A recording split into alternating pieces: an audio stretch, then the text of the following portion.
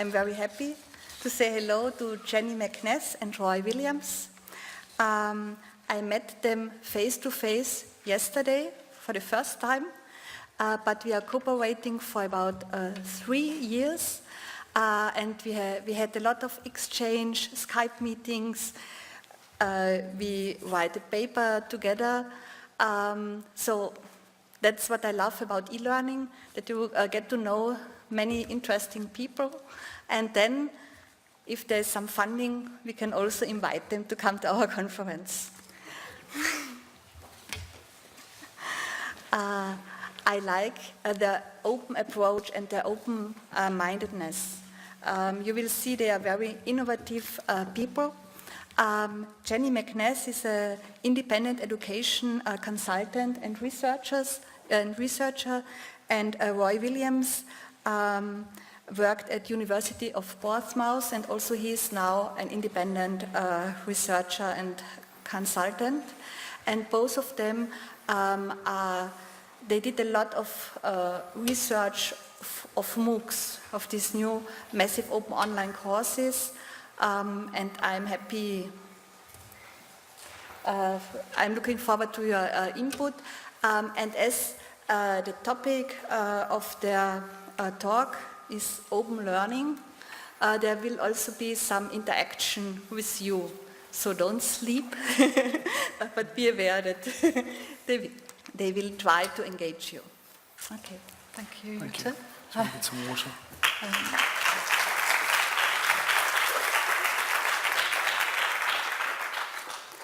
Good morning, everyone. It's a real pleasure to be here. This is my first time in your beautiful country of Austria.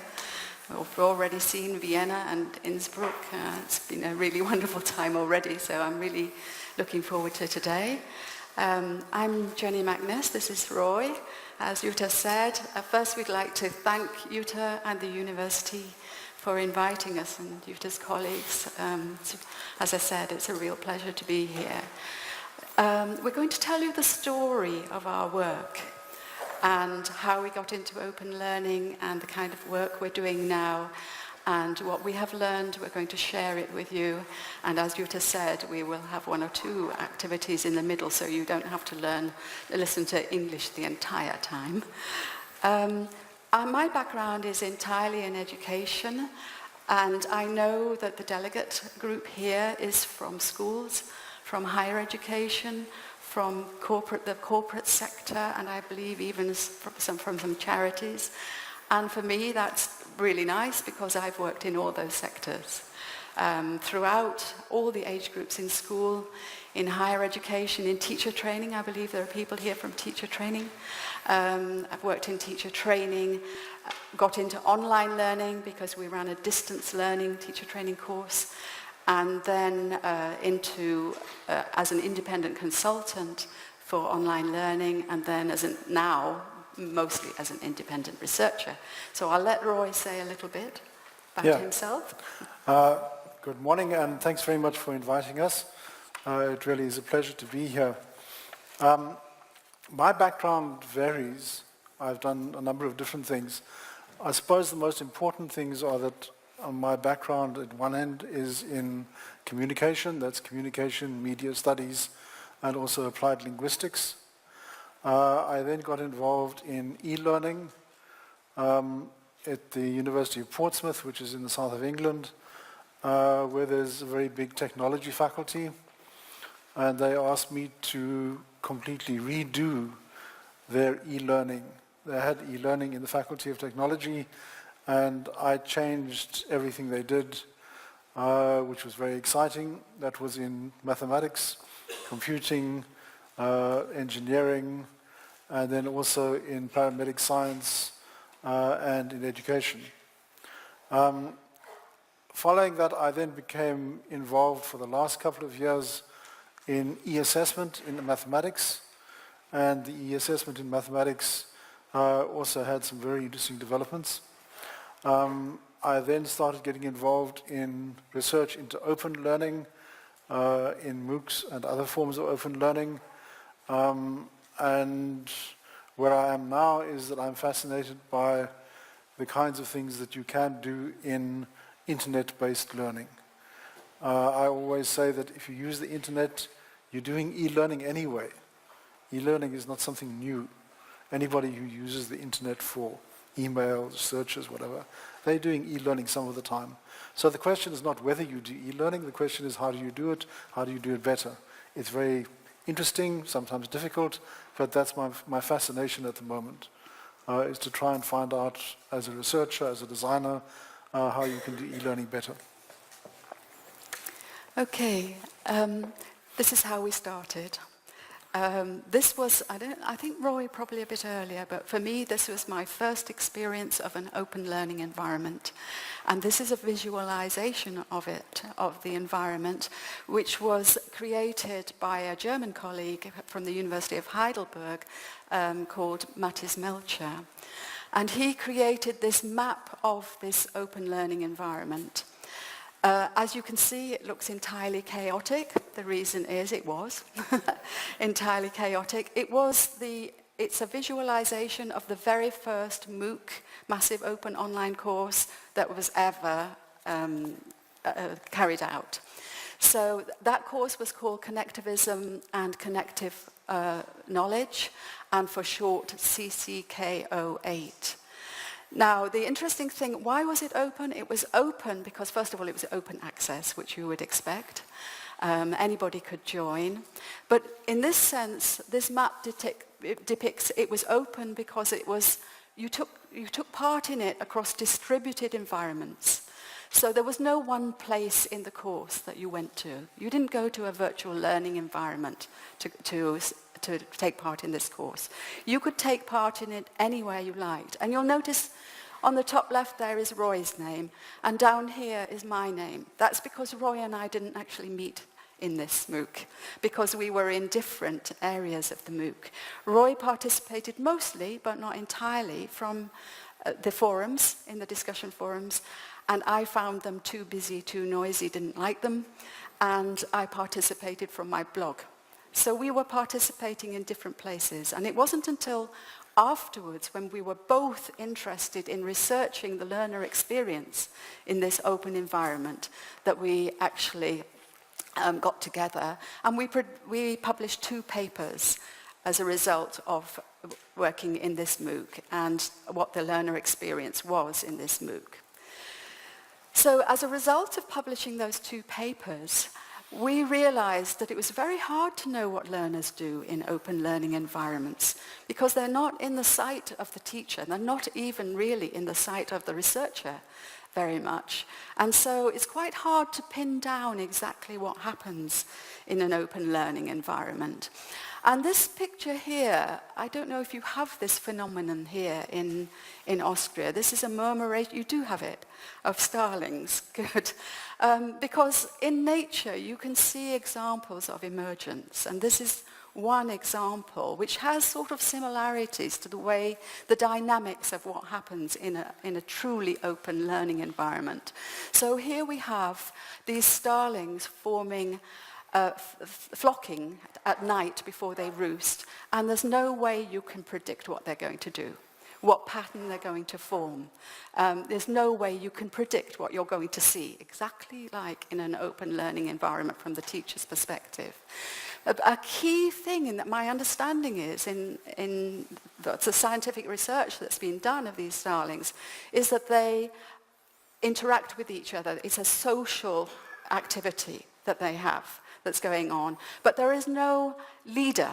They are completely self-organized. So there's no leader in this group, and they self-organize, and they're very dynamic and interact a lot, and this is what happens in truly open learning environments. In our paper, in our first paper, we also discussed how you see that, and you will know that yourselves, of emergent learning happening with your students and yourselves, learning that you're not expecting, that's unpredicted. And sometimes that learning can be very powerful and transformative. And the problem is, as we describe in our first paper, is that we have a case study, which you can find in our first paper, of a student who does a traditional course for nursery education and has a transformational, unexpected learning experience. But that transformational learning experience was not part of her course. She didn't get any credit for it. It wasn't valued. Now, the title of this course, this conference, is Evaluation of Open Learning. And so what we're interested in is how do you capture this unexpected emergent learning and how do you value it? So that's what we're going to be talking mostly about. Our perception of an open learning environment is a bit like this, really, except that you'll see that there's a path here, a prescribed path. In traditional courses, students are mostly on prescribed paths. They know what they're doing at the beginning, you know, what they're expected to do, and they've got some idea of where they're going to end up. In an open learning environment, the student has autonomy and choice over the path they take. So in that first MOOC that Roy and I were in, I chose to work in blogs. I chose to follow different lines of interest to Roy.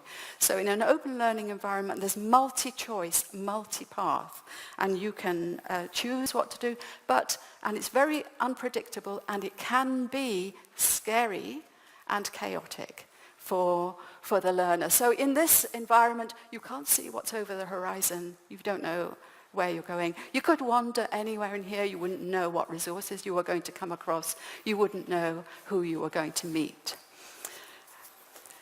So as we began to think about this,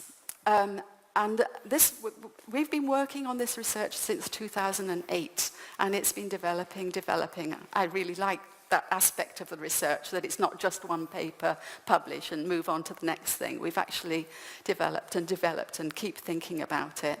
And we realized that we were talking about learners and about the environment. So we were talking in terms of how open or structured is the environment. And we had lots of characteristics that we started to think about openness and structure. And then we started to think about how is the environment designed to enable interaction? How do people interact in open environments? So we had those two groups, or clusters as we call them, of characteristics that were about the environment. But then we realized we were also talking about the learner themselves and how much control they have over their learning, their agency, as we've got this cluster down here on the right. And then, because a lot of learning online is about writing, that's how you establish your presence online, by the traces you leave, we realized that we needed to know much more about the traces that learners leave, and they need to know about the traces that lead. So we ended up realizing that we have characteristics of open learning that fall into 4 clusters, and these are the 4. So we arranged them in 4 clusters, but in total we have a list of 25 factors. Now, you could have more factors. You could have less factors. It's not a definitive list of factors. I'm not going to go through all the lists, but you can see the clusters along the top there: open structure, interactive environment, agency, presence and writing. And underneath is the list in each column is the list of characteristics that relate to that cluster. So we believe that you can talk about open learning environments, and in fact, which we realized as we went along, all learning, depending on how you look at it, in terms of these characteristics, which we call factors. We realized that a list of factors, and you're asking people to describe using the words, could be quite intimidating or a bit dry. So very recently we've wondered, and you can give us feedback later on. Jutta and I are running a workshop at the end of the day, and it would be really good to have feedback on whether this works. We wondered whether an image associated with each factor would help people to relate to to the factor. So in openness and structure, for example, we know that, well, we believe that these, we've mentioned multipath already, unexpected outcomes, we've mentioned that already.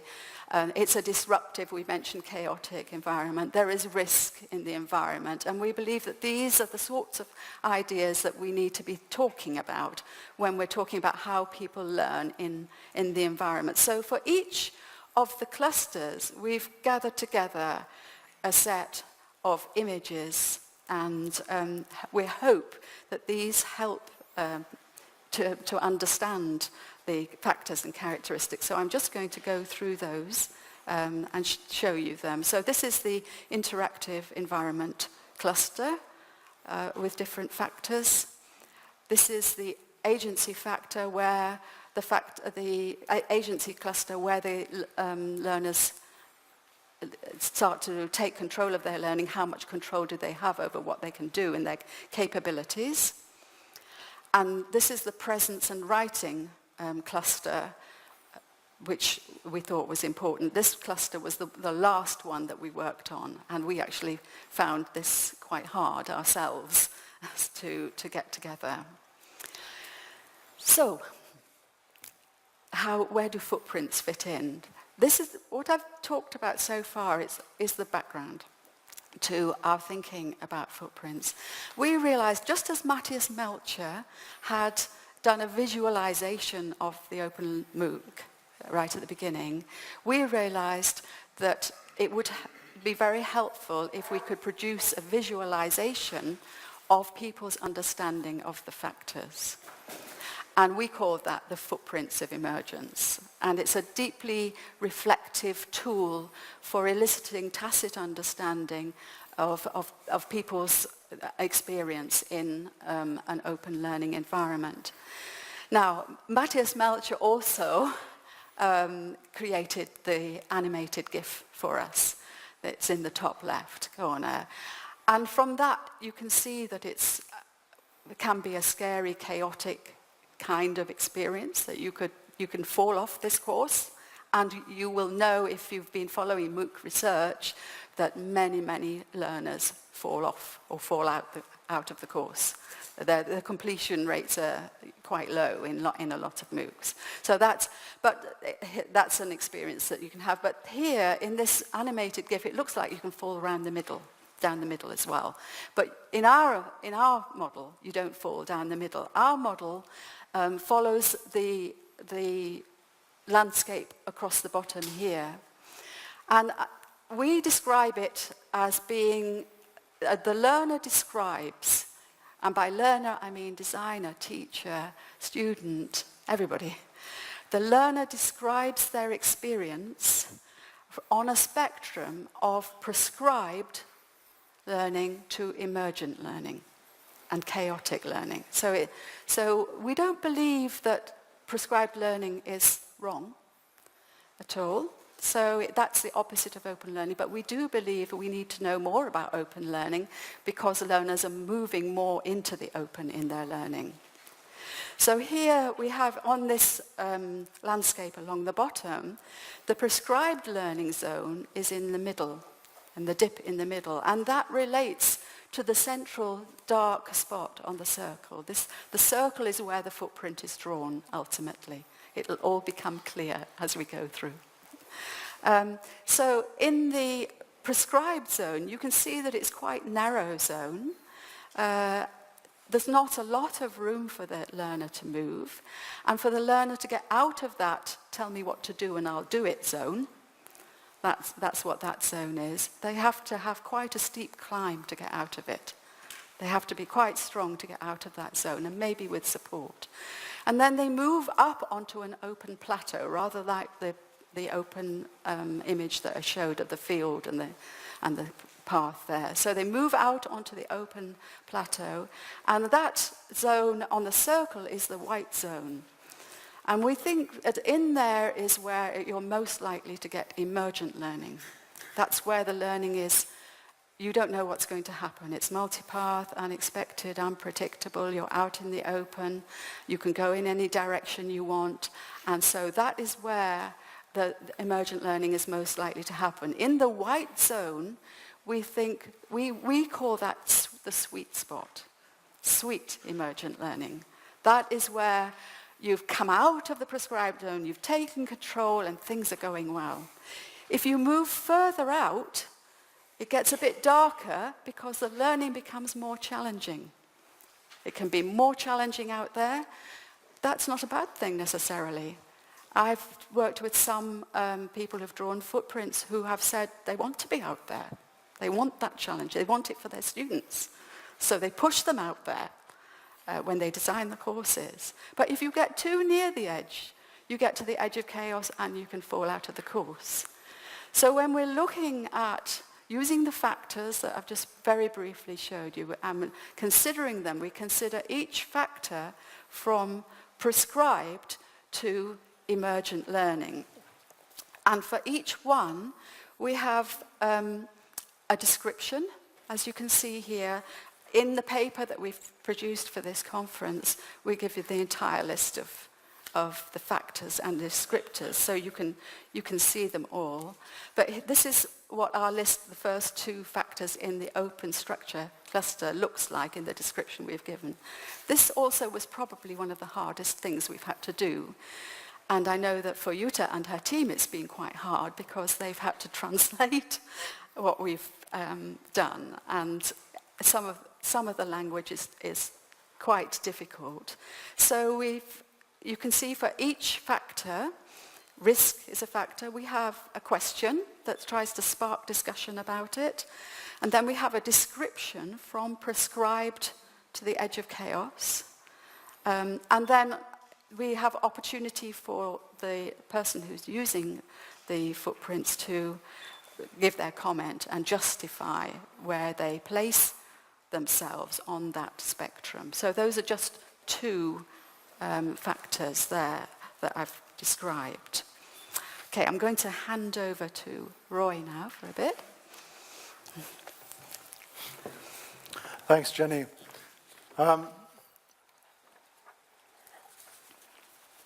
We're often asked, where on earth did you get all this stuff from? Because there's a huge amount of stuff. The answer is we got it from many years of research and practice. I'll just indicate some of the areas that it does come from. The one right on the top over there is communities of practice. That's really Jenny's area of expertise more than mine. Etienne Wenger, who works quite largely in a business environment, but also in social learning, university learning. He developed community of practice. Are you familiar with Etienne Wenger? No, okay. Yeah. He developed the concept of communities of practice. And communities of practice is a way of defining a team of people who come together, correct me if I'm wrong, to achieve a particular task. And it's what I would call a micro-network. So a micro-network of people, generally in an organization, they come together for the purposes of achieving a particular task, and they form a community for that particular task. It's not the same as a team, it differs from a team, and it starts to go into what I think we would call open learning. Social constructivism, you might be more familiar with, yeah? Social constructivism. Social constructivism came in largely in, I suppose, the 1980s and 1990s, where a lot of people, particularly in the social sciences, started to say that most concepts have contextual meaning.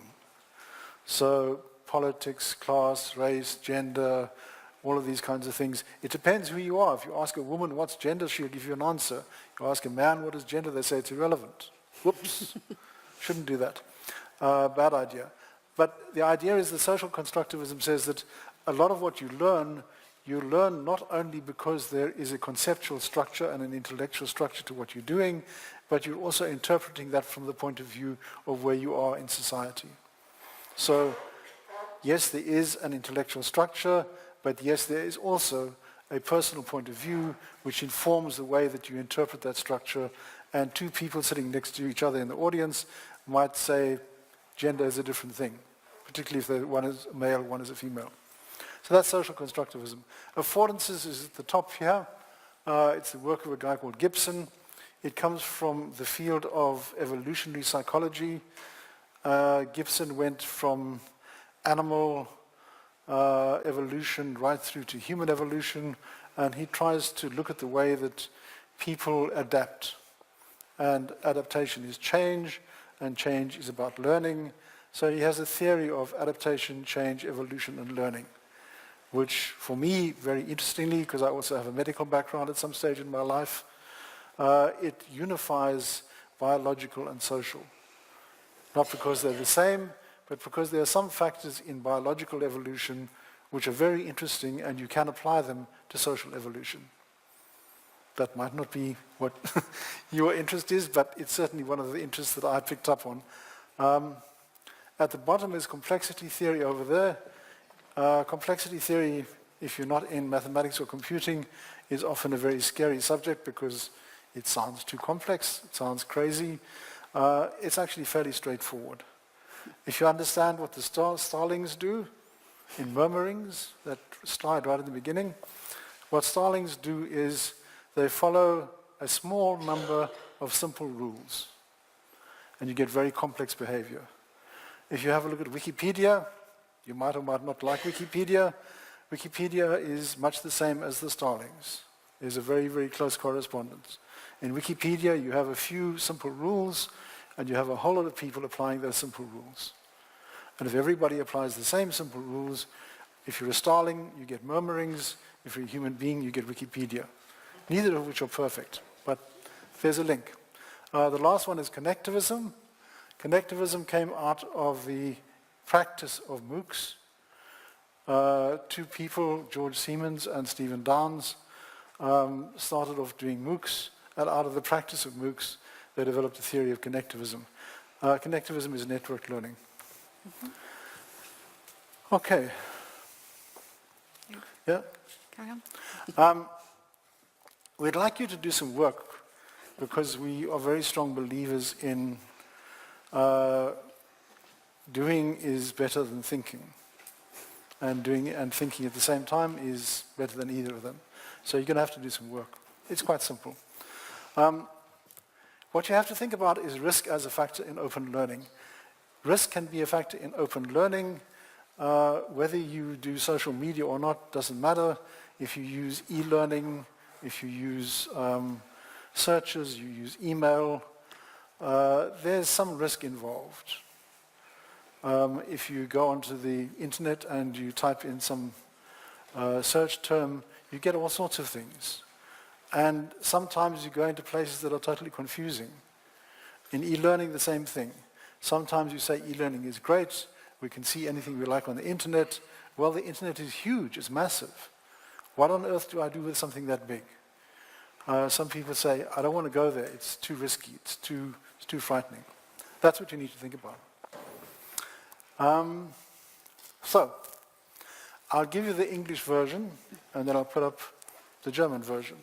And I won't pretend that I can pronounce the German version well enough. So you'll have to read the German version and the second one. The first thing is think about, have you experienced risk? You don't have to have done a MOOC or e-learning. If you've participated in any online discussion forum, email, whatever, how have you experienced risk? Or even in a face-to-face environment. There are some closed classrooms can be risky for learners. I might like to think about that as well. Because remember that we talk about the spectrum from prescribed to open. So although we're mainly talking about open here, all the factors that we have talked about and developed in relation to our work, all the characteristics can be talked about in prescribed terms as well as in open terms. Okay? So risk is one too. It depends on your own context and your own personal experience. Okay, so in groups of 4 people, just grab 3 people next to you. What we'd like you to do is spend, not 15, we don't have 15 anymore, 10 minutes discussing just that one question. Have you experienced risk? how does risk affect the way you learn? You can select any learning scenario. It can be online, it can be offline, as Jenny says. A lot of offline workshops, discussion groups, seminars. There's plenty of risk involved in those. When I went into a seminar in my first year in university, I was scared stiff. They said, "And Williams, what do you think?" I said, shouldn't ask me, ask her. That's the same thing. So it could be from everyday life or learning. You need to identify somebody who will report back, and you need to just do that fairly quickly. I'll probably give you less than 10 minutes, actually. Let's try 5 or 8 minutes. Well, So if you can talk to, and then we need the German. Not done by us, by our friend Jutta. Unfortunately, we don't speak German, for which we should apologize, really. So if you could talk to 3 or 4 people around you, doesn't matter if 3, 4, whatever, how have you experienced risk and how has that affected learning? And then we'll ask a couple of you to report back. So we'll give you a few minutes. What time? How are we off for time? Yeah, time's running out. Okay.